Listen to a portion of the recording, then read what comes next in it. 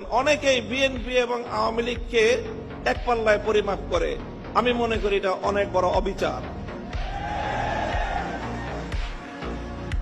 Awami League Islamic রাজনৈতিক সংগঠন নয়, বিএনপিও ইসলামিক রাজনৈতিক সংগঠন নয়।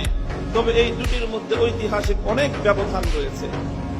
সেই ব্যবধানটার কথা আমি আরেকটা উদ্ধৃতি দিয়ে একটু স্মরণ করিয়ে দিতে চাই।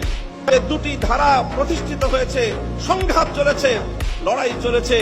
একটি ধারা ছিল পূর্ববঙ্গ কেন্দ্রিক এই বাংলাদেশী জাতীয়তাবাদ তথা মুসলিম জাতীয়তাবাদের মুসলিম জাতিসত্তা গঠনের যে ঐতিহাসিক ধারা, এই ধারার যারা রাজনীতি করে জাতীয়তাবাদী দল বিএনপি সেই ধারারই প্রতিনিধিত্ব করে। কাজে বিএনপিকে যেমন এই কথাটা মনে রাখতে হবে, যারা বিএনপির সমালোচনা করে তাদেরকে ওই কথাটা মনে রাখতে হবে। বিএনপি এবং আওয়ামী লীগ কেউই ইসলামী রাজনীতি করে না, বরং তাদের রাজনৈতিক ভিন্ন দর্শন রয়েছে।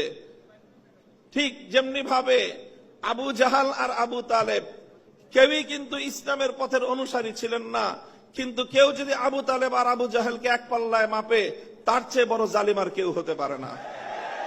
আমি মনে করি ইসলামী রাজনীতির দৃষ্টিকোণ থেকে বিএনপি আবু তালেবের ভূমিকায় আর আওয়ামী লীগের আগাগোড়াই ভূমিকা হলো আবু জাহেলের ভূমিকা।